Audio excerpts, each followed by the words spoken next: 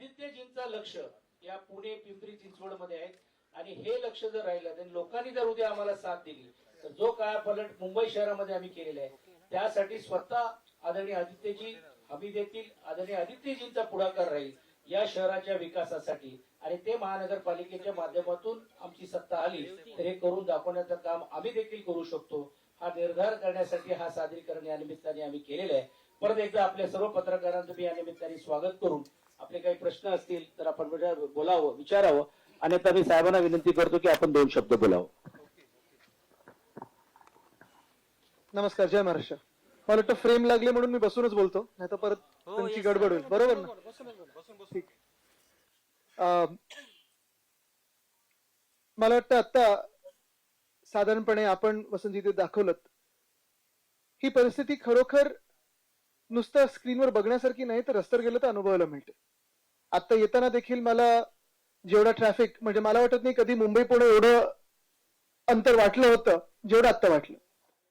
पण हे का होतं, हे कशामुळे होतंय, मला वाटतं याच्या खोलावर जाणं गरजेचं आहे. गेले 2-2.5 वर्ष मी जेव्हा जेव्हा इथे आलेलो वेगळे वेगळे विषयाचे आंदोलनं असतील, नागरिकांशी संवाद साधायला असेल, मग ते वेताळ टेकडीचं असो, पुन्हा रिव्हरफ्रंट डेव्हलपमेंटचं असो किंवा इतर काही असो, हे सगळं होत असताना देखील गणपती असेल, नवरात्री असेल, पुन्हा एकदा मी ज्या मंडळांना भेटी देतो, आधी जसं पुन्हा कधी एवढं लगेच पाण्यात बुडायचं नाही किंवा तुंबायचं नाही पाणी, तसं पाणी तुंबायला लागलेलं आहे. पूर जे आपण पाहतो ही परिस्थिती वाढायला लागलेली आहे.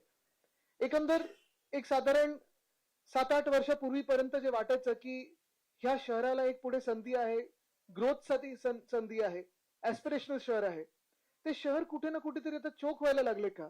आणि हे चोक जे मी सांगतोय ते फक्त लोकसंख्या म्हणून नाही, ते तर एक नैसर्गिक वाढ असतेच, फ्लोटिंग एक पॉप्युलेशन असतं जे बाहेर काम करतात येतात जातात. जसं भाऊ आता सांगत होते की पिंपरी चिंचवड असेल किंवा पुणे असेल कुठेतरी आता एक व्हायला लागले का, ही देखील आपण एक शक्यता पाहत आहोत. पण हे होत असताना प्रशासकीय जे काम झालं पाहिजे, जे शासकीय काम झालं पाहिजे, अनेक विषय इथे वर्षानुवर्ष प्रलंबित असतात. अनेक विषय जसं आपण पुणे बघतोय इतर शहरांमध्ये देखील. आणि परवा म्हणून ह्याच प्रेझेंटेशन मध्ये एक मी पैज लावली होती की आपल्या देशामध्ये मला एक शहर दाखवा जे भाजप शासित आहे आणि ते चांगलं झालं की सुधारलेलं आहे. ज्या ज्या शहरांवर किंवा ज्या ज्या राज्यांवर भाजपचं राज्य येत गेलं, त्यांचं सरकार बनत गेली, ते राज्य असेल किंवा ते शहर असेल हे उलट्या दिशेने प्रवास करायला लागलं. मग साधारणपणे जे काही वचननामा की त्यांचा जाहीरनामा असतो ते त्या जाहीरनाम्यात दाखवतात आणि जमिनीवर काय असतं, हे जे अंतर असतं हे फार मोठं असतं. म्हणजे त्याला कुठची मिसिंग लिंक पण नाही जोडू शकत, असं एवढं भयानक अंतर असतं. आणि हेच कारण आहे की प्रत्येक निवडणुकीच्या आधी किंवा निवडणुकीला सामोरे जात असताना भाजप कधी स्वतः केलेली कामं दाखवू शकतच नाही, कारण कामं तशी केलेली नसतात. एकतर दुसऱ्यांनी कामं केली असतात त्याची नावं बदलतात किंवा फिता कापतात, किंवा सगळ्यात सोपं त्यांचं इक्वेशन हे असतं जातीय दंगल किंवा जातीय तेढ निर्माण करा, धार्मिक तेढ निर्माण करा, समाजामध्ये वाद निर्माण करा, भाषेमध्ये अंतर निर्माण करा. हे सगळं करून डिवाइड अँड रूल ज्याला आपण बोलतो, ही जी काही डिवाइड अँड रूलची पॉलिसी आहे ती मला वाटतं एकमेव आत्ता पक्ष असेल जगभरातला जो भाजप आहे ती त्याची अंमलबजावणी करतो.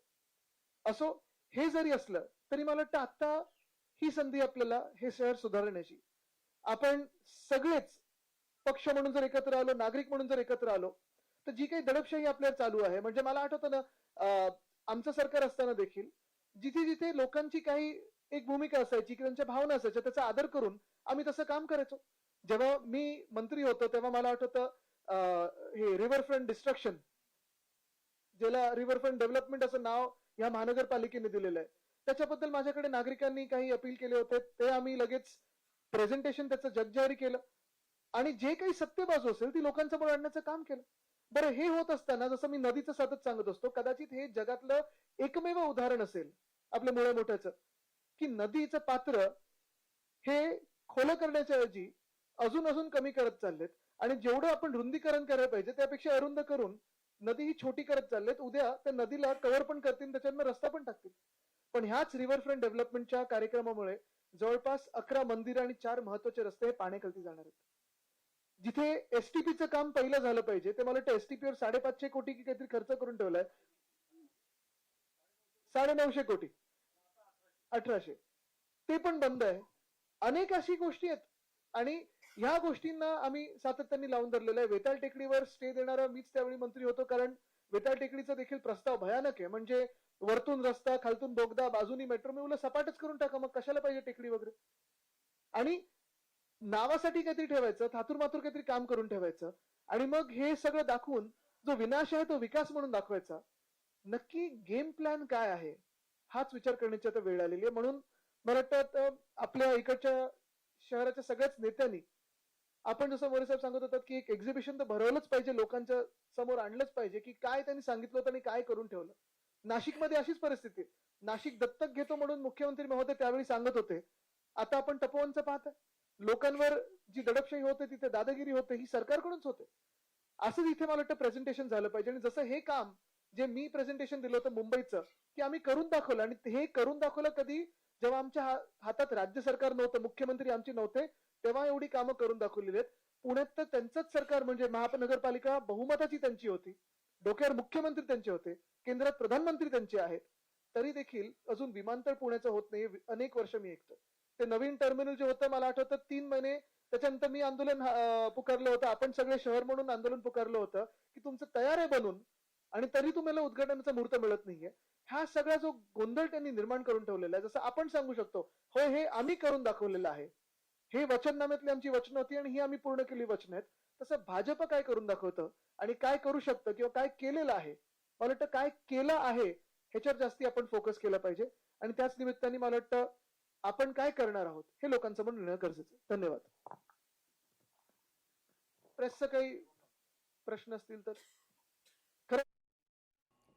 तर आदित्य ठाकरे यांनी माध्यमांशी या ठिकाणी संवाद साधलेला आहे. पावसाळ्यात पुण्यात पाणी साचतं असं आदित्य ठाकरे म्हणालेले आहेत. पुण्यात आदित्य ठाकरे दाखल झालेत, माध्यमांशी संवाद साधलाय. भाजप केवळ जातीय तेढ निर्माण करतं असाही आरोप आदित्य ठाकरेंनी लगावलाय.